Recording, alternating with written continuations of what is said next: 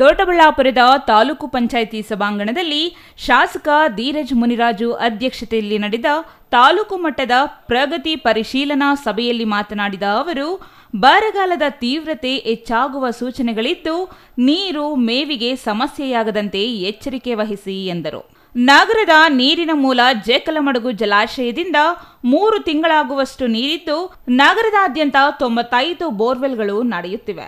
8 ದಿನಕ್ಕೆ ನೀರು ಬಿಡಲಾಗುತ್ತಿದೆ ಎಂದು ನಗರಸಭೆ ಅಧಿಕಾರಿ ತಿಳಿಸಿದರು. ಇದಕ್ಕೆ ಪ್ರತಿಕ್ರಿಯಿಸಿದ ಶಾಸಕ ಧೀರಜ್ ಮುನಿರಾಜು, ಪೈಪ್ಲೈನ್ ಸಣ್ಣ ಇರುವ ಕಡೆ 6 ದಿನಕ್ಕೊಮ್ಮೆಯಾದರೂ ಒಮ್ಮೆ 1.5 ಗಂಟೆ ಕಡ್ಡಾಯವಾಗಿ ನೀರು ಬಿಡಬೇಕು ಎಂದರು. ಚುನಾವಣೆ ಸಮಯದಲ್ಲಿ ಯಾವುದೇ ಕಾರಣಕ್ಕೂ ಅಕ್ರಮ ಮದ್ಯ ಮಾರಾಟಕ್ಕೆ ಅವಕಾಶ ನೀಡಬಾರದು. ಬಾರ್ಗಳ ವಿರುದ್ಧ ಕಠಿಣ ಕ್ರಮಕ್ಕೆ ಮುಂದಾಗಬೇಕು.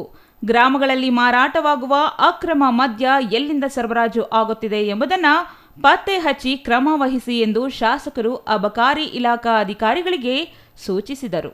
ವಿಶೇಷವಾಗಿ ಈ ಸತಿ ಏನಕ್ಕೆ ಮಾಡಿದ್ದು ಅಂದ್ರೆ, ಇನ್ನ ಚುನಾವಣೆ ಬರೋದ್ರಿಂದ ನಾವು ಸರ್ಕಾರಿ ಕಚೇರಿಗಳಿಗೆ ನಾನೊಬ್ಬ ಶಾಸಕನಾಗಿ ನನ್ನ ಆಫೀಸ್ಗೆ ಆಗ್ಬೋದು, ಕೋಡ್ ಆಫ್ ಕಾಂಡಕ್ಟ್ ಬಂದ್ಮೇಲೆ ನನಗೆ ಸಮಸ್ಯೆಗಳಾಗುತ್ತೆ ಅಂತ ಹೇಳಿ ಅದಕ್ಕೆ ಮುಂಚೆನೆ ಒಂದು ಪ್ಲಾನ್ ಮಾಡ್ಕೊಂಡು ಒಂದು ಸಭೆ ಕರೆದಿದ್ವಿ. ವಿಶೇಷವಾಗಿ ಸಾರ್ವಜನಿಕರ ಪರವಾಗಿ, ಸಾರ್ವಜನಿಕರ ಕುಂದುಕೊರತೆಗಳಿಗೆ, ಸಾಮಾನ್ಯ ಜನ ಏನೋ ಅವ್ರ ಸಮಸ್ಯೆಗಳು ಬರ್ತವೆ ಈ ಭೀಕರ ಬರಗಾಲದಲ್ಲಿ, ಈ ಬೇಸಿಗೆ ಕಾಲದಲ್ಲಿ, ಅದಕ್ಕೆ ಸಮಸ್ಯೆಗಳಿಗೆ ಸ್ಪಂದಿಸಿ ತ್ವರಿತಗತಿಯಲ್ಲಿ ಸೂಕ್ತವಾಗಿ ಸ್ಪಂದಿಸಿಯನ್ನು ನಿರ್ದೇಶನವನ್ನು ನೀಡಿದ್ದೀವಿ. ಇದ್ರ ಜೊತೆಗೆ ಮೇವು ಮತ್ತು ಕುಡಿಯೋ ನೀರಿಂದು ವಿಶೇಷವಾಗಿ RWS ಡಿಪಾರ್ಟ್ಮೆಂಟ್ ಅಂದ್ರೆ ನಮ್ಗೆ ಒಂದ್ ರೀತಿ ಪುಣ್ಯ.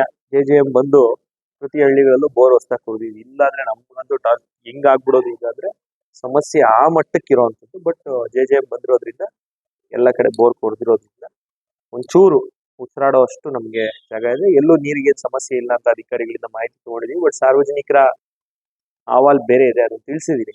8 ದಿನ 10 ದಿನಕ್ಕೆ ನಗರದಲ್ಲಿ ನೀರು ಬಿಡ್ತಾ ಇರುವಂತದ್ದು ಅನ್ನೋದು ಸಾರ್ವಜನಿಕರ ಕಂಪ್ಲೇಂಟ್ ಇದೆ. Mahesh, CTV news, Doddaballapura.